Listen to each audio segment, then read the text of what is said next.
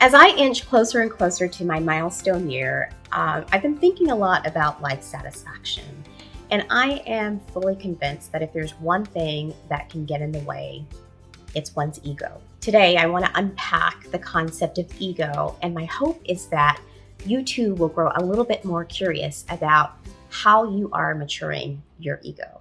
CaPeesh Consulting Inc. is not just any leadership company. We believe that love and learning are our greatest human attributes. We work closely with brilliant leaders who understand that organizational change begins with individual change. At CaPeesh, we help grow minds and hearts. So what exactly is the ego? The ego is a form of your personality. It's part of our psyche. It's our protector. Everyone has one. Yes. You too. You might hear some people describe the ego as big or inflated, but in fact, the ego is a part of our development. So it can be better described as underdeveloped or developed. As I may have mentioned before, the ego is a part of our psyche and it shows up as our self-protector. Its number one priority is to validate your value as a human being. And it constantly measures worthiness in comparison to others. People with underdeveloped egos lack in social emotional intelligence, and they also struggle with success in a changing world. A few descriptors of someone who has an underdeveloped ego may lack self-awareness in their behavior. They stonewall feedback. They blame others when things go wrong. They cover up mistakes, and they try to appear as though they know everything. They lack concern for others, and they have a very difficult time sharing their feelings with other people. They don't trust others, and they won't ask for help. And last, they have a difficult time setting boundaries and respecting the boundaries of other people. On the other hand, people who have more developed egos, they are better equipped to thrive in uncertainty. Here are a few characteristics of those who have developing or developed egos. They're more aware of their own behavior. They accept feedback. They ask for help.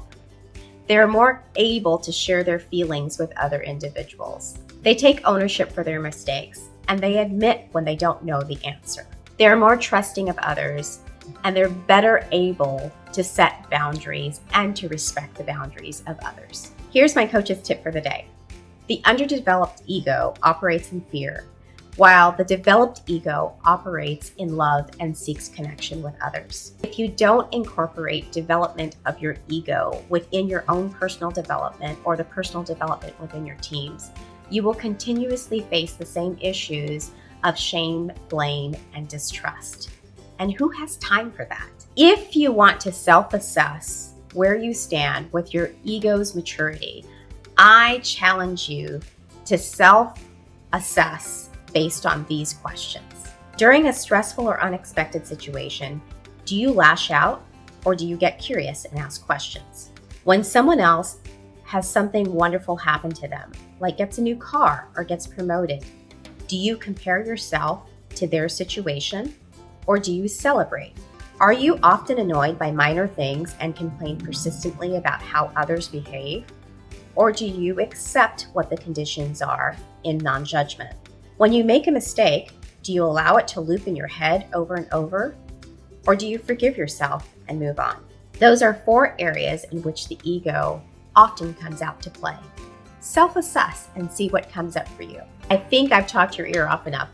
The ego is what makes us special in our humanity, but to up-level the conditions in not only our communities and our organizations, in our families, in our personal relationships, the ego is a place to start. I'm convinced the more that we work on our ego, the healthier and the happier lives we all can live. I'm Coach Shar. Thanks for stopping by. If you'd like to hear more about the ego, please contact me at info@capeeshconsulting.com. Salamat po. And please take care. See you later.